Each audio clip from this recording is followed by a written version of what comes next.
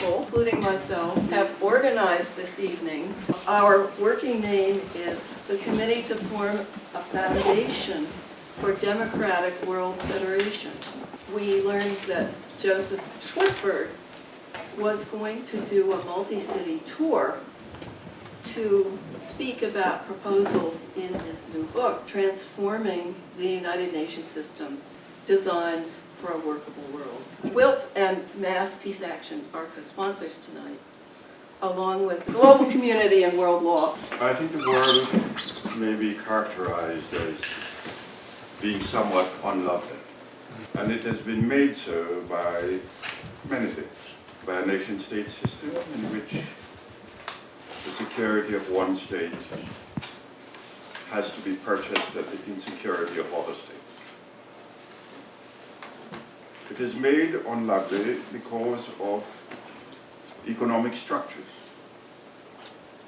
which increasingly pit one group of people against another, and has been a source of progressive inequalities. It is unlovely because we have treated our one-time endowment called the planet as if it were something for our personal consumption.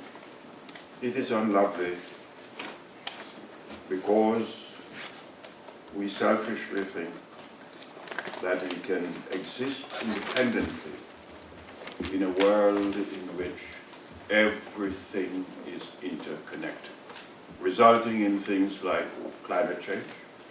It is unlovely also because despite our identity as human beings, that should give us a chance for a more comprehensive condition of being, we are urged to reduce our loyalty to local families, local cities, the nation state.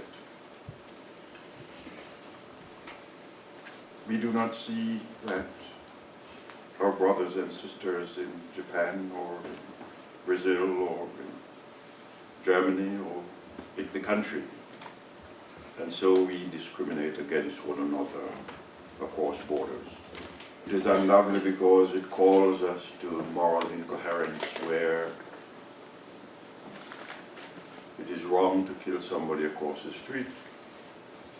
It is laudable to kill them across the ocean. We're told that one ought not to poison our milk, but we can poison the water, the air we breathe, our ocean, etc. It is unlovely because we are threatened by weapons of mass destruction, and in the name of security, we have electronic bugging of everything we say. It is unlovely because we grow with mistrust. A banking system that is not geared for banking. Defense system that have nothing to do with defense. And our very language beggars us. So, sometimes we're eager without hope. We have in our midst, however, someone who has written a rather interesting volume. Among the other works for which he's known, Professor Joseph Schwartzberg. He was born in Brooklyn, New York, received his doctoral degree from the University of Wisconsin in 1960. Among them, University of Pennsylvania, University of Minnesota, Jawaharlal University in New Delhi, India. He has been a distinguished author for many years, one of which is the monumental and highly innovative Historical Atlas of South Asia. He's also written on Kashmir, Charting New Paths to Peace, author of Kashmir, A Way Forward, traveled to over 100 countries. He's also been a peace activist. Thank you, Winston, for that very generous introduction.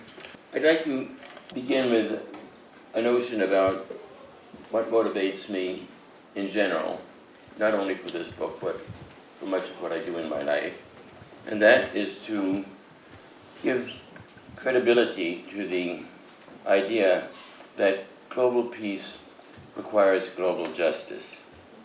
Many people who want to create a better world are good at saying what's wrong with the world, but not very good at saying what should be done to make the world better than it is. And as I was thinking about the UN system, which is central to our notions of global governance, it occurred to me that there are many things that are wrong with that, and that there are many ideas that have not been adequately pursued to make those things that are wrong more right. And that, in a sense, provided the origin, the incentive to write this book. I'd like to examine the title of the book bit by bit, Transforming the United Nations System, Designs for a Workable World. I use the word transforming rather than reforming because most of the very large literature on UN reform deals with matters that are relatively inconsequential. The size of the committee, the size of, for example, the Human Rights Council, which was reduced from 54 to 47, as if that were a major change. People hailed it. It really matters very little whether or not to add 1, 2, 3, or maybe even as many as 10 members to the Security Council, whether to increase the budget of a particular entity within the UN system by 10%, whether to have, as Jesse Helms, force the UN to accept a no-growth budget, whether the US contribution should be 25% or 22%, which has recently been reduced to. So there's a lot that really matters very little. The idea that the whole paradigm on which the UN is based is an inadequate paradigm, and that paradigm is the idea of the sovereign equality of nations. Here is a dot which in scale represents the population of Nauru, a country which probably few of you could locate in an atlas very quickly, with 9,300 people, the size of my high school class in Brooklyn, New York.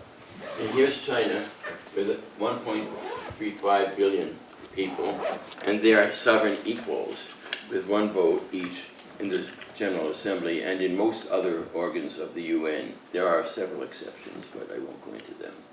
The ratio between those two dots, or the dot and the circle, is 145,000 to 1. If you take the ratios of the smallest economy in the world, which is Tuvalu, and the largest, which is the United States, the ratio is about 500,000 to 1.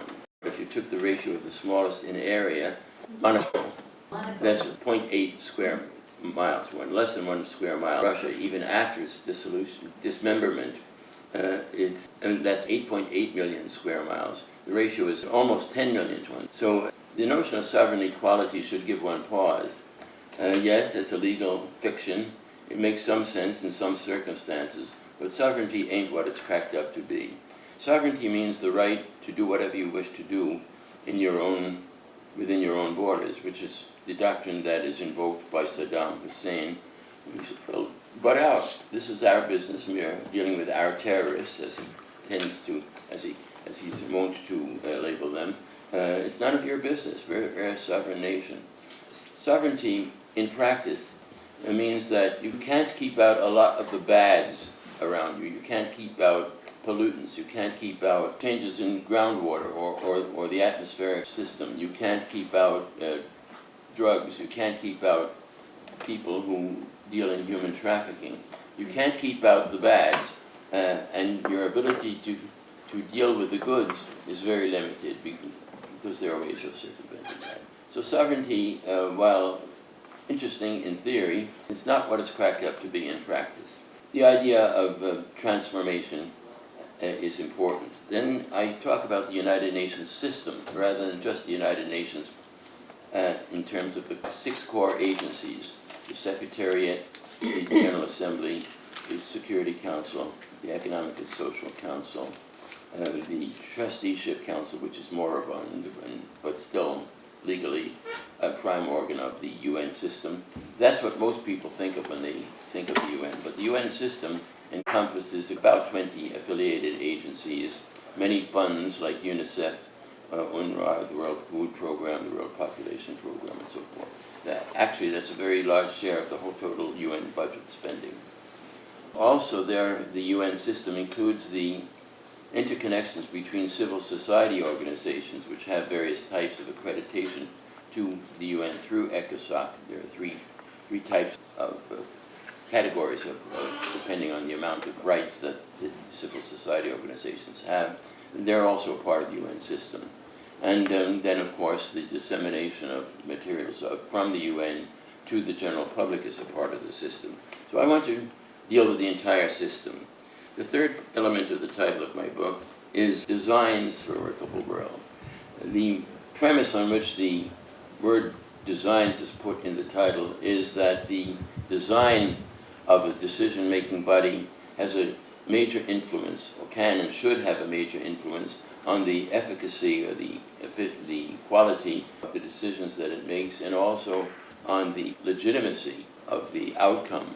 If you have an inclusive decision-making system in which all interested parties do have a reasonable voice, then people will say, okay, we'll live with that. We may be in the minority, but at least we had a chance to speak our opinion. It harkens back to the notion of no taxation without representation.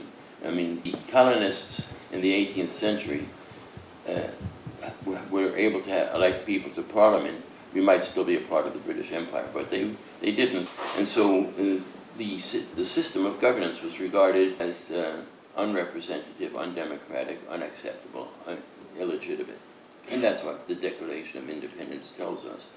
And finally, Designs for a Workable World. I use the word workable world intentionally rather than the best possible world. Again, it's a question of credibility. We want a world in which the law of force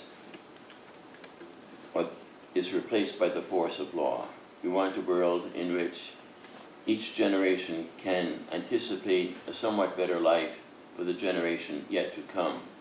We want a world in which one can deal with problems of, say, environmental stress, particularly climate change, in a binding way, rather than having a bunch of free riders like the United States. Well, we are not going to be a party to the Kyoto Protocol because that's bad for American business. That's the free rider notion, that we'll let the rest of the world take care of the problems, but we'll do what we think is in our own national interest.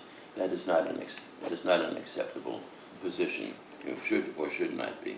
Again, it's a world in which one seeks global solutions for global problems.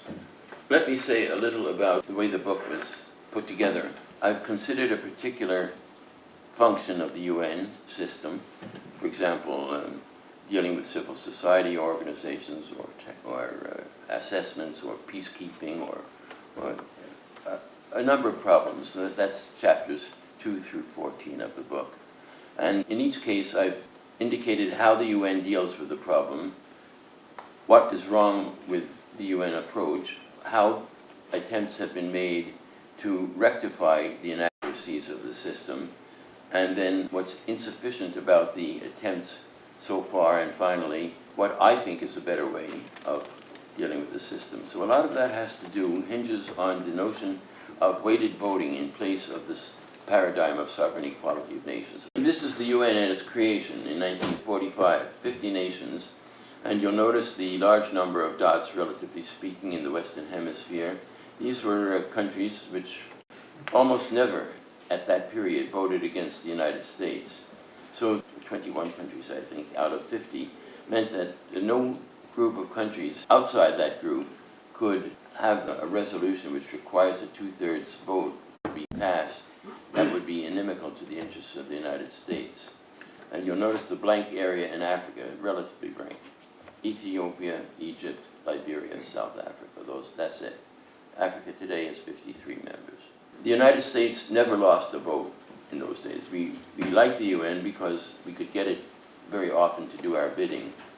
Now let's look at what has happened since then. The countries in blue are the countries that were independent as of the end of World War II in 1945. So they include Germany and Japan and all the Axis powers, mostly after 1955. And of course all the Allied powers, which were the Charter members. The countries in yellow are countries that were decolonized. They include some that in fact were not independent in 1945, but nevertheless led into the UN. Those include India, Syria, Lebanon, and the Philippines. Those are all charter members, despite the fact that they were not yet independent. Then after this initial group, you have a whole bunch of countries, mainly in Africa, but also in the Caribbean and the West Pacific and in South and Southeast Asia, that have been admitted to the UN. In this line is the time when the size of the Security Council was enlarged to take into account this increase in membership. But that's not something I want to deal with now. And then the countries in the salmon color are those that became independent after the breakup of the Soviet Union, Yugoslavia, and Czechoslovakia. So those are three bases for membership. What happened after 1960, when a very large chunk, in fact the majority of Africa, became independent in 1 year? In 1960, there were 16 or 17 countries added to the UN in that 1 year. That's this steep rise here. After about 1970, the Soviet Union made common cause with a great many countries of the global south that had certain axes to grind. They anti-apartheid, anti-racism, economic justice, a whole bunch of issues on which the Soviet Union and the global south united, and there became, instead of an east-west conflict, the typical conflict in the UN became north-south.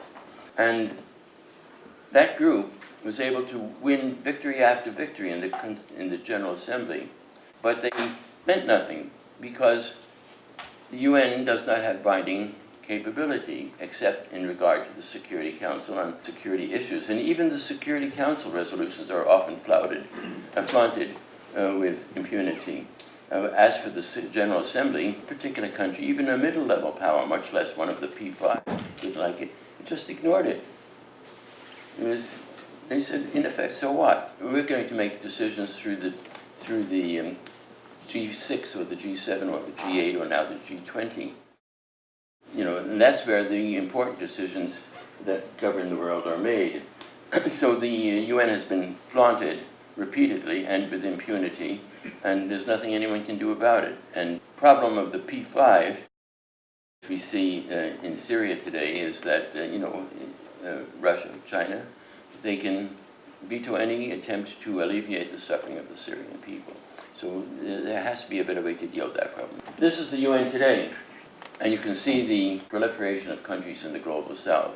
So they win victory after victory. In 1972, they adopted what was called the New International Economic Order, which called for the commitment of the countries of the global north to give a 0.4% of their gross national product to the economic betterment of the global south.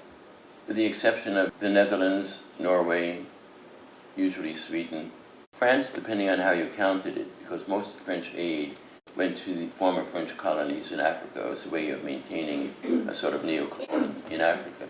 With the exception of a handful of countries, it was ignored.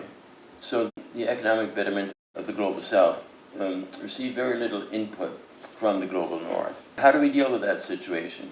The way I would suggest is through weighted voting. Here is one of 17 different weighted voting formulae. Each country should have, instead of a vote which signifies their sovereign equality, a vote that signifies something about their relative power in the world outside the UN itself. So this formula has the average of 3 terms expressed in percentages of the world total. The population of a given country as a percentage of the total population of all UN members, the percentage of the contributions to the assessed budget of the UN over a period, say, of 5 years preceding a given year, as a percentage of the total assessed budget of the UN, And the percentage of the membership of a given nation, which is 1 over 193 now, was that time 192 when this slide was made, or 0.51%. You would add those 3 percentages, divide by 3, and you get the average. There has to be a rationale for any formula that makes sense intuitively in practical terms. Population, these are the stakeholders, the people who benefit or fail to benefit from UN decisions. And that is the invocation of the democratic or demographic principle. The people matter. A person is equal to any other person in the world. The contributions term to the budget is the shareholders. And the principle is that people who pay the bills ought to have some recognition for doing so. That's controversial, I realize that. It's the economic principle, or the capacity to be effective. That's the way I like to think of it. And the third principle is membership. That's the legal principle, the sovereign equality of states. You can say that the fourth principle is that to get things done, you have to be able to compromise or have some sort of balance between conflicting ideas, and no one of which is provably correct. It depends on where you're coming from. See, that's the arithmetic for 3 countries. The United States, that works out, at the time this was made, as 9.1%. Now it would be 9.9%. Then comes China, which at the time this was made was 7.6%, which would now be 9.6%, and which will pass the United States in 10 or 15 years at most if you apply that formula. At the opposite extreme, there are many microstates like Tuvalu, like Nauru, like Kiribati, like a number of others, mostly in the Western Pacific, but some also in the Caribbean, that are under 100,000 people. And if you take their population as a percentage, it's less than half of 1,000th of 1%. So figured out to 3 decimal places is 0. The same thing for the contributions to the budget, which now is the minimum contribution under the present system is 1,000th of 1%. And then, so that's 0 plus 0 plus 1 over 193 plus 0.51 now, and you divide by 3, you get 0.17. The weight of that vote would be a 17th of 1%, or a 6th of 1%, that's roughly speaking. And the weight of the United States would be 9.9, so the ratio between the maximum and the minimum happens to work out to be about 57 to 1. If you look at the United States House of Representatives, California has 53 seats, Wyoming and 5 other states have 1 seat. It's 53 to 1. So it's a ballpark range which is comparable to that of at least one functional, whether it's functional or not is debatable now, legislature, the United States legislature. I think in general it's tried to keep ranges of difference within 2 orders of magnitude, and this would do that. This is what the results of the application of that formula would be. All the countries in red, which by the way account for about 85% of the world's people, would gain in power. So the countries in red should have an incentive to adopt this plan. All the countries in blue would lose. They'd have weighted vote of less than 0.52%, which is their present share, is 0.51. There are only 31 in red and 162 in blue. And one would ask, rightfully, well, why on earth should a country vote to reduce its own power within a decision-making body? It's a fair question. The answer is that there has to be a quid pro quo. In fact, you can't get anything done in politics without there being some quid pro quo. The quid pro quo is this, that have a General Assembly with binding powers. Right now it doesn't have binding powers. It would have the power to do things which it can't do now, or which if it voted for would be simply ignored. So that's a very important change. So what I would say, right now, the 4/5 of the world that you see in blue there, in terms of numbers of states, they have about 80% of all the power in the General Assembly. And under my proposed reform, they'd go down to about 40%. Their weight would be cut in half, but they only have 15% of the world's population and an even smaller share of the world's wealth, maybe something like 8 or 9 or 10%.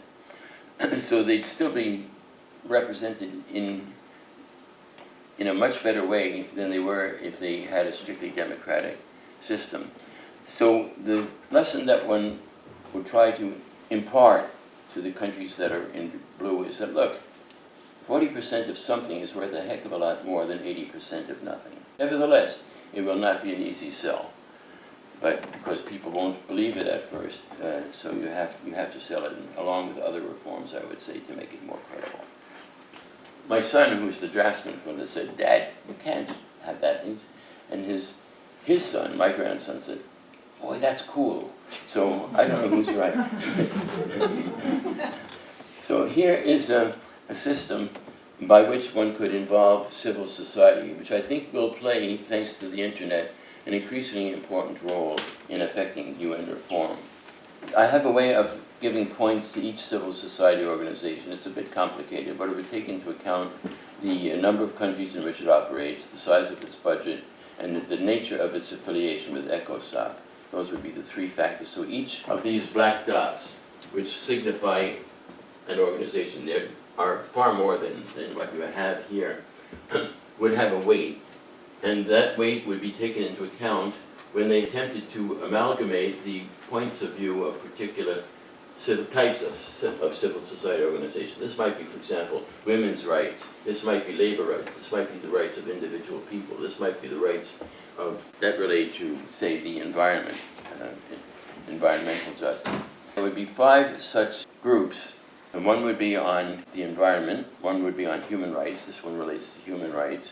One would be on security, and one would be on democracy and governance issues. 5 issue clusters. So you'd have coordination at the level of individual NGOs, that's the spot of oval. Then coalitions of NGOs that would try to consolidate the perspectives of each of these clusters of organizations, which would be in an unequal number.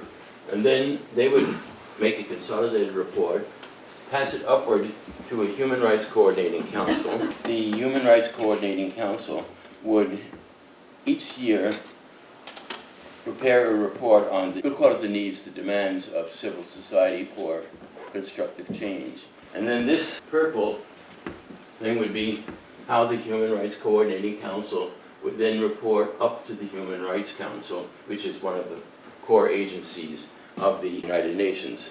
And they would then, through those other purple lines, spread the word to the other core entities of the UN system, and they would act or not act as they see fit.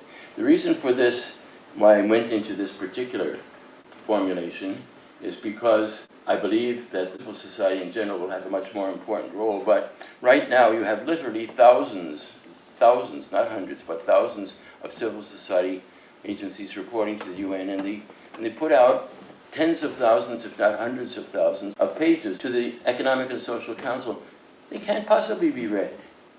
So they'll pick out a few important ones like Oxfam, or Amnesty International, Human Rights Watch, or Doctors Without Borders. So there are a few that are very notable, but that in effect, if they read the reports only of a few, that in effect disenfranchises the majority. And the Human Rights Coordinating Council, I have a system whereby the representatives on that council, the big orange one, would be elected according to a weighted voting system, which would take into consideration some of the disparities between the global north and the global south, and also provide there'd be rules on gender equity in this and in other organizations.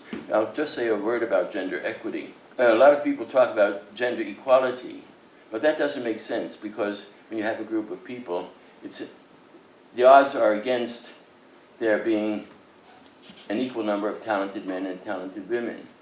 It just rarely happens. It's no secret that women lag behind in almost all agencies, and the UN is not an exception. But if you said that gender equity means that the number of males and females on a governing body of a particular organization that can be neither more than 2/3 nor less than 1/3 of the total membership of that decision-making body, you say that's a range within which reasonable equity proportions can be ascertained. So that's another change. There's literally dozens of recommendations of this kind in the book. There's a chapter on a UN Parliamentary Assembly, which would allow ordinary citizens, people like us, to have an input in choosing elected representatives to represent the people. So that would be for a reformed legislature, which would have one house, the General Assembly, representing states, as it does now, analogous to the US Senate, and the other house elected on a popular basis, and not necessarily one man, one person, one vote at the outset, but ultimately that would be the ideal. And I talk about the transitional stages necessary to reach that ideal, and that would be analogous to the House of Representatives. And then you could have a true legislature with binding powers, which I think, if it existed and if it could get input from the various civil society coordinating councils, which is technically very feasible now, then I think it would make a very strong possibility for UN transformation that I've talked about, because a country that claims to be democratic cannot flaunt the expressed wishes in a democratic process of a representative assembly or of the experts to say what necessary policy is on subjects like climate change or trafficking in human beings or whatever the issue, or the north-south economic gap, or whatever it might be. So you have to have a UN in which the voices of ordinary people can be heard, and then I think we'll see some real change. I have many more slides and many more, I mean, it's a 400-page book, so obviously I couldn't provide all the information that's in there, but I will welcome your questions about either what I have said or what I failed to say. Thank you very much.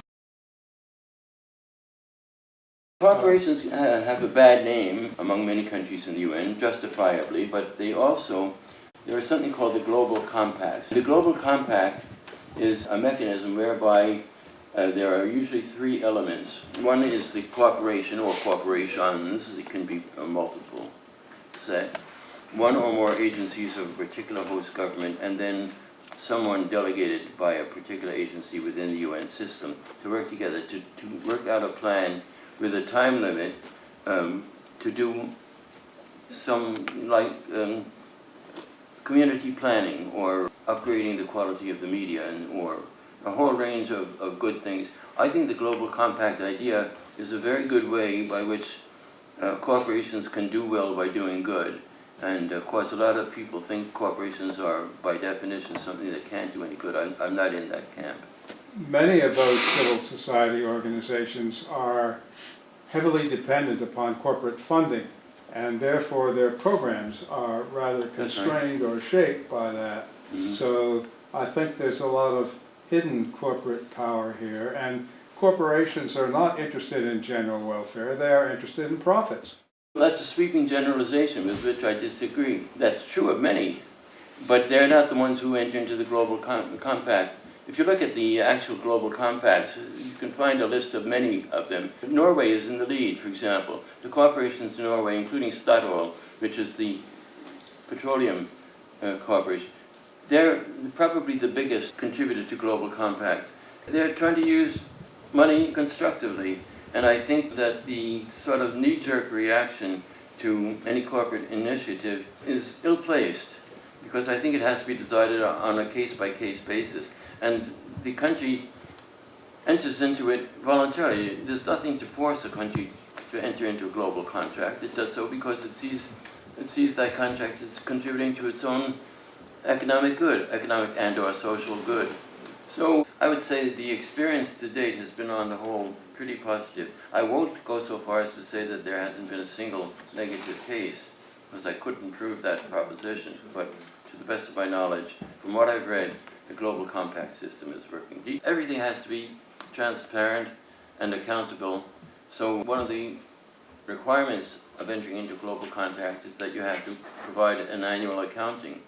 Or you can try to fudge it, but that there are people who can call you out if you do handle the matter dishonestly. I could render an opinion as who ought to be in favor of it. Countries that gain most in power. The two that would gain more than any other would be India and Japan, because China is already powerful, so it would gain less than India.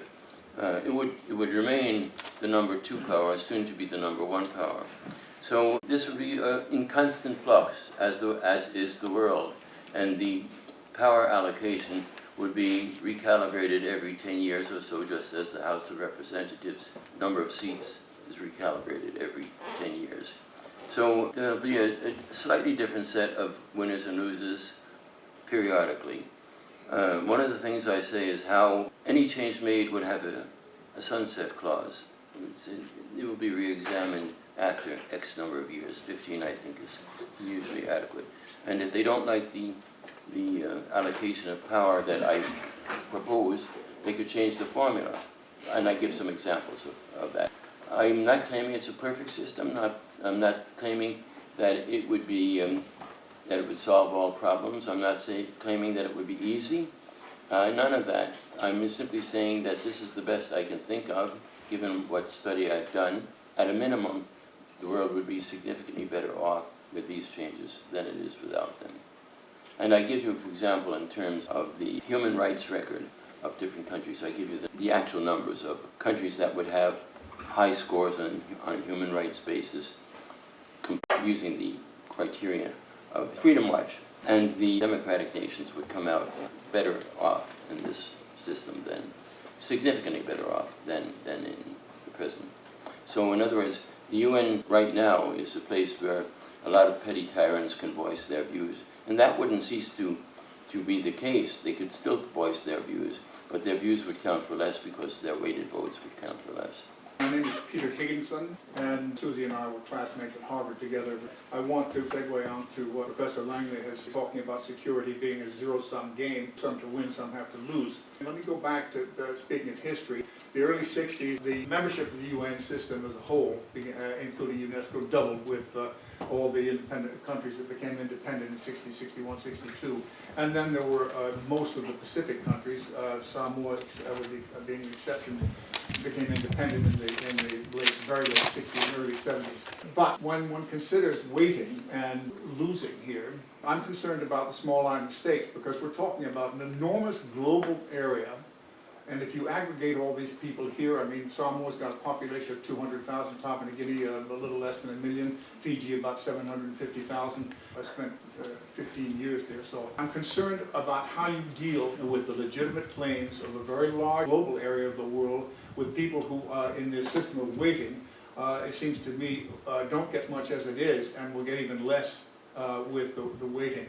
How, for example, are they going to be able to fight, as they did successfully against the American Tuna Boat Association against dragnet fishing?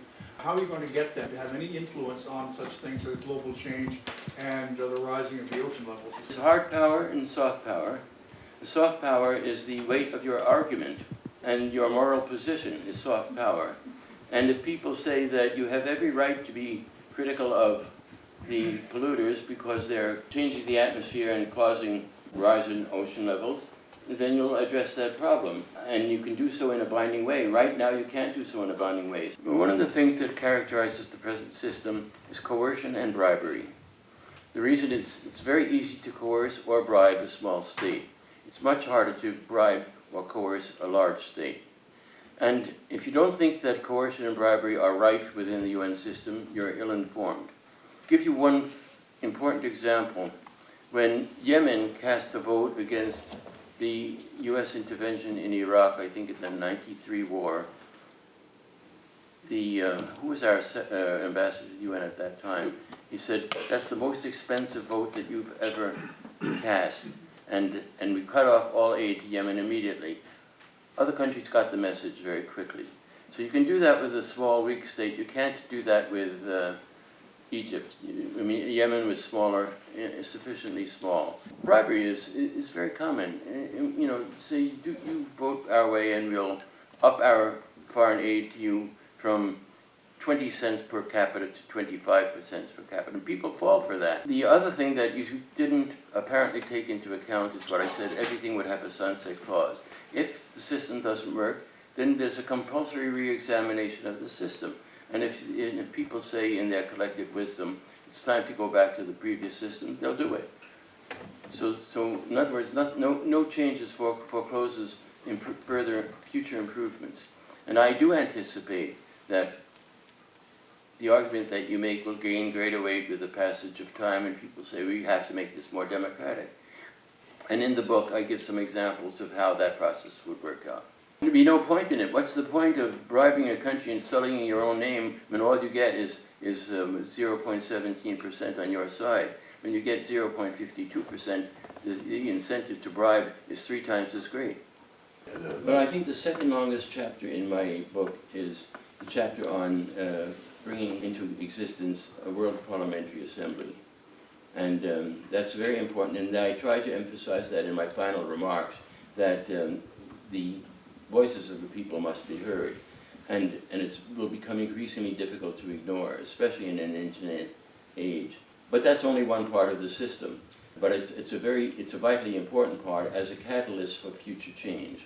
And I did publish a separate monograph on that, creating a World Parliamentary Assembly, an evolutionary approach.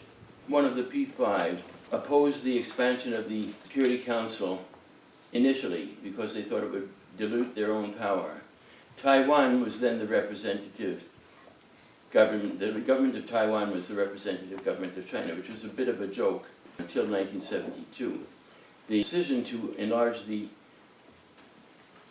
Security Council was voted for first by China, or declared acceptable to China, meaning Taiwan. The Soviet Union was actually, I think, the second to come aboard because they thought, well, the Western democracies will never vote for that, but so we'll gain a leg on them by seeming to support the cause of the unrepresented nations of the global South. So they did it for cynical reasons of political expediency.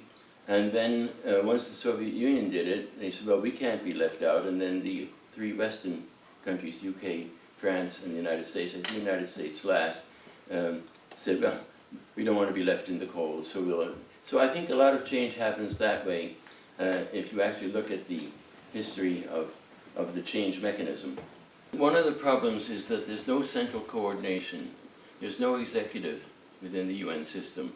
I do have a recommendation for the creation of an executive council, which is the only plural executive council that I'm aware of that has worked well. There have been several that have worked badly, like Uruguay, is that of Switzerland. Most Swiss aren't sure who is the president this month because it's a rotating president of an executive council.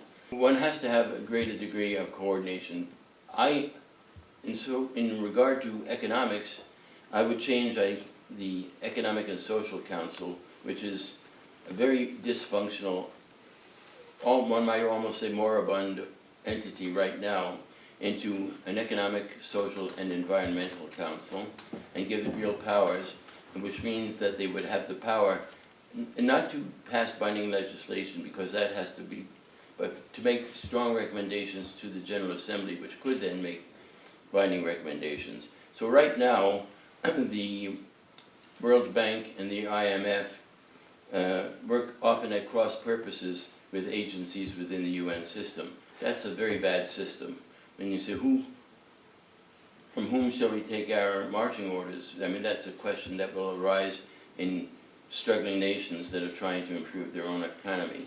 So it's a thorny question, and that's why I try to deal with the whole system.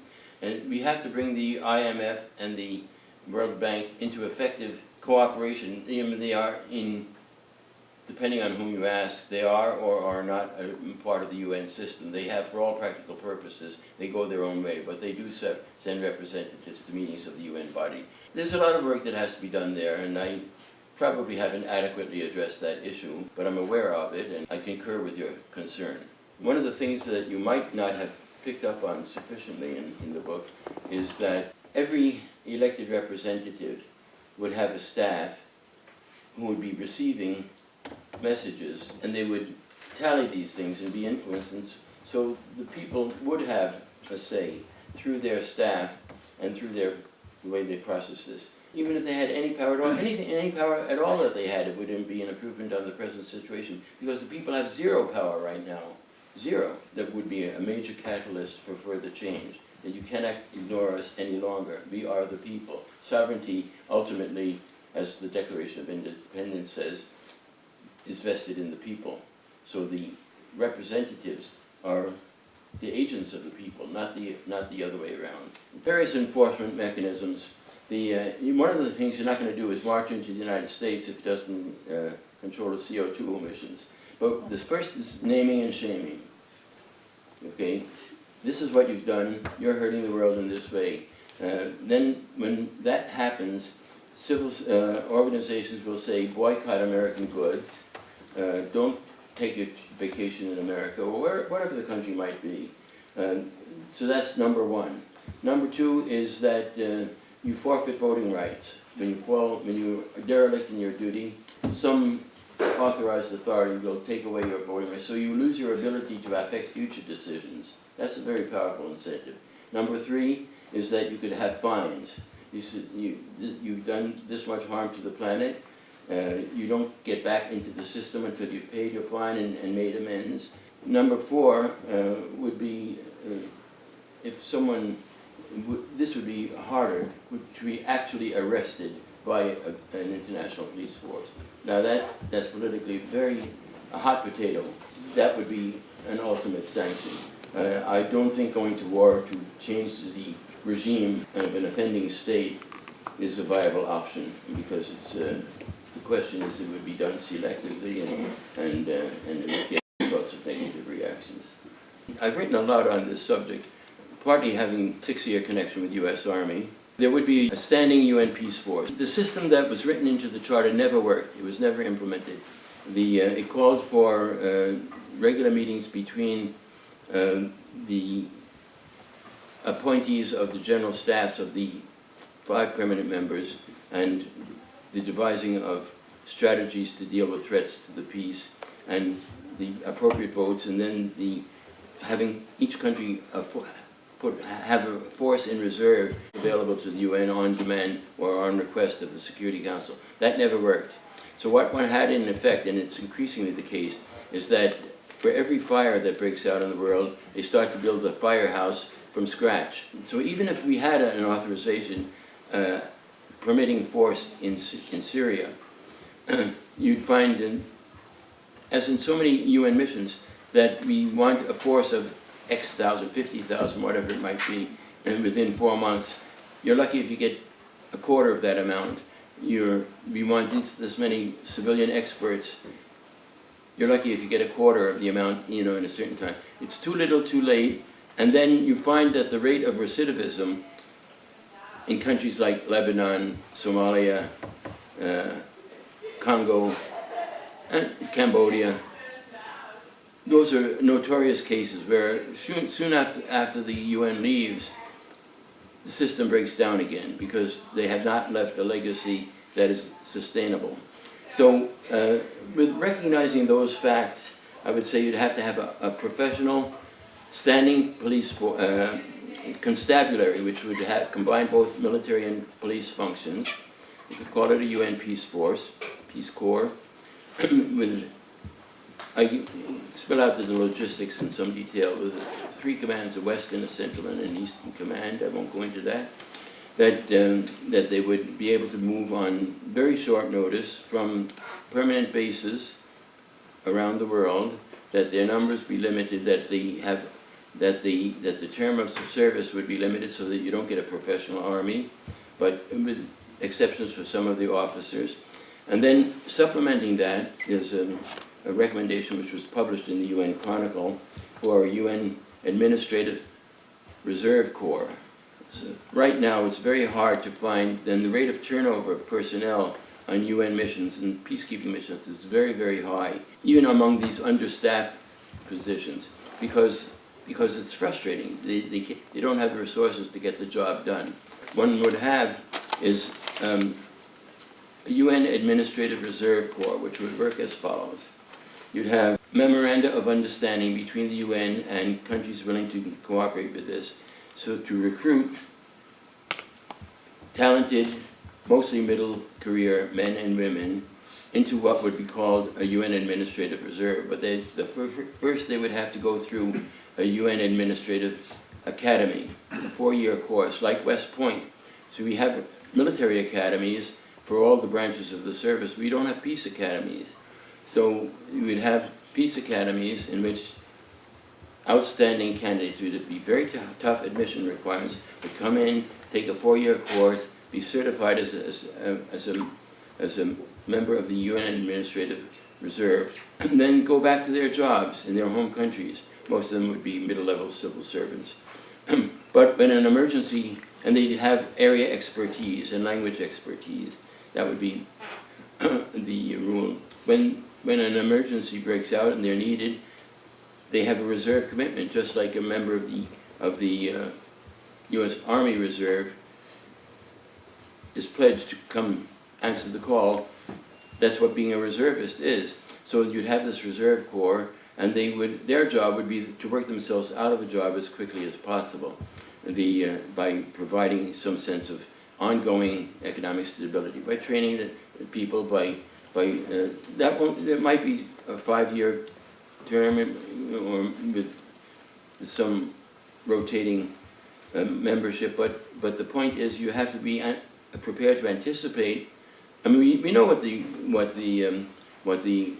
problems are in ethnic conflict, which is most of the conflicts in the world today, but we don't have the will to address those issues. So we don't allocate the funds to deal with this and avoid this problem of recidivism.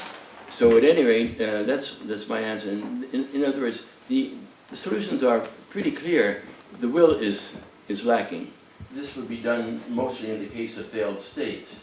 So the armed forces probably have broken up into a number of factions with self-serving leaders at their head. So the armed forces would be in effect nil. But that question that you face with every present peacekeeping mission that you send a mission into a country that has the remnants of what was its armed forces. So the question is, what's the relationship of that to the UN Reserve Corps? When they brought sufficient degree of stability to a particular area, you call in the UN Reserve Corps staff, and the country is pledged in advance to release them from their duties, just like a boss of someone who has an employee who's a member of the U.S. Army Reserve. He has to let him go. In fact, there isn't even a contract there. It's just a legal requirement. So you'd have to put the people in place who can do the job and stay there as long as necessary. I would say that if they can't achieve stability within a certain length of time, that the Security Council should have the right to refer the case to the International Court of Justice or to some small body for compulsory arbitration. The peacekeeping mission would be to disarm all the combatants as the first priority task, so that people would have to stop killing other people. The United Nations has a mechanism called the Uniting for Peace mechanism, which we first employed in Korea and next employed in the Sinai operation in 1956, and I think 8 other times. No one says boo about the UN Uniting for Peace resolution, which has a very clear precedent in the United Nations. Why? Because if they pass that, they would have to put their money where their mouth is and actually do something, and they don't want to do it. They want to protest what's going on. In 1956, both Britain and France were on the Security Council. They couldn't veto that because the intervention in Sinai was done through the General Assembly. So in other words, that veto excuse is a red herring. You get a diversity of opinion. We have a short time. We don't know what that short time is. Really flirting with the possibility of extinction of our species. My guess is that we'll come to our senses soon enough to avert suicide, but it's not certain. It's not certain at all. So it is a terribly important problem. All I'm doing is providing a mechanism whereby binding decisions can be made. So the UN agreed on the Kyoto Protocol. The United States said, well, we don't like it. It's too bad. So we're going to go on because we don't want General Motors or whatever, you know, to use a dollar's profit. But that's not conducive to the future health of our planet. It won't be speedy, it won't be easy, and it won't be inevitable. It's important to get the voices of civil society experts heard who have more credibility than most governments, and to get citizen input through a people's assembly. I think that those two elements of my proposal will be ignored or countered inevitably, as you suggest, at the outset. But ultimately, the democratic forces will win out. That's my hope. And if they don't, we'll pay the price. So the question is, you know, do we want to go on being stupid, or do we want to do something intelligent to save the planet? Ultimately, they would prove not useless, but much less necessary than now. So there should be a big peace dividend with these changes. And that would, by the way, if you could cut down your unproductive military expenditures, which in the United States are 3 trillion, I think 3 trillion a year, sorry, about $1 trillion a year, not counting the cost of the wars themselves. That's just the infrastructure of the military establishment, plus R&D. If you could cut that down, you might get the citizens to actually say, well, hey, we can pay half the taxes that we pay now, and we can rely on the UN to keep the peace. We've tried it and it didn't work, so let's give the UN a chance. There should be an incentive for nations to reduce their military establishment, and then we might come to the time when the UN actually mandated across-the-board cuts in a phased way for all countries, which in the case of nuclear armaments was the essence of the McCloy-Zorin Accords. A certain amount of military force for defensive purposes is legitimate in my opinion, but much less than what we've got now.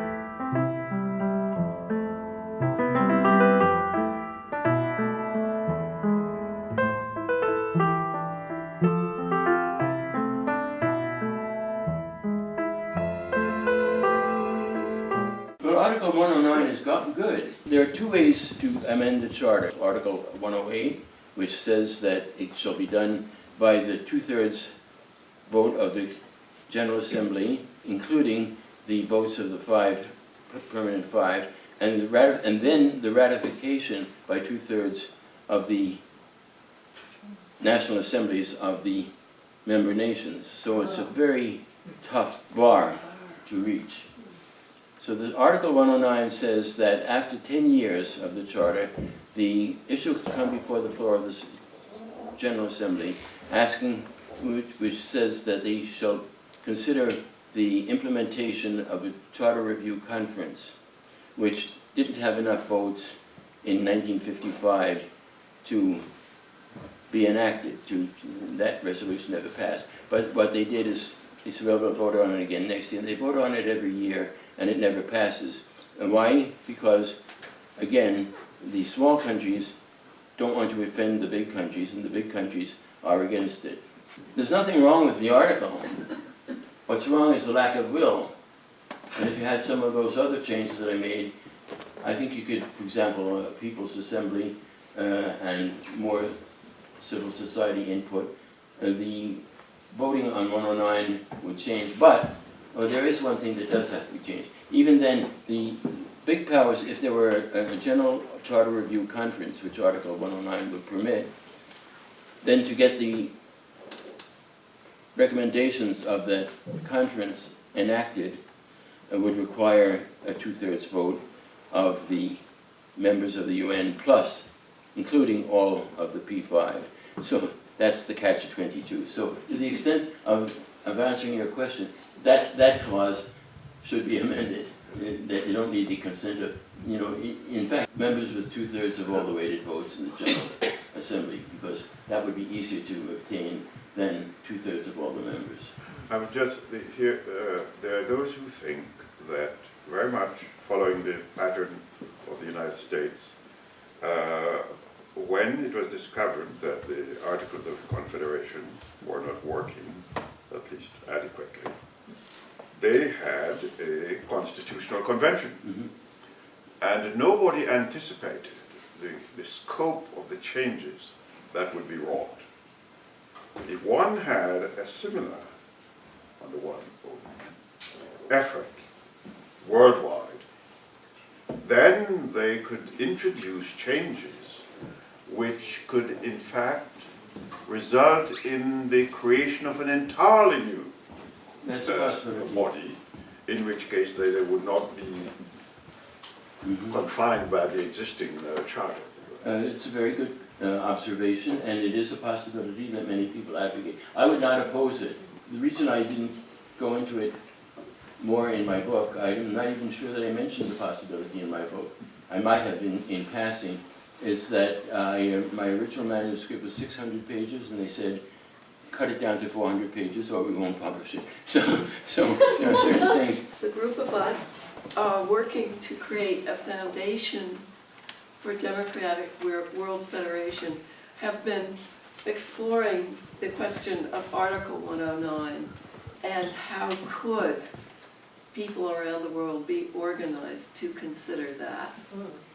We'd really like to be in touch with any of you who would like to come to future programs, tell us what you're interested in, what we should be doing. There is a new campaign to end war by a group called World Beyond War, and part of their plan is to try to formulate a model of global peace, including improved global governance, and I think your book will be very valuable input of expertise into that process. So thank you for that. Oh, thank you for your kind remark.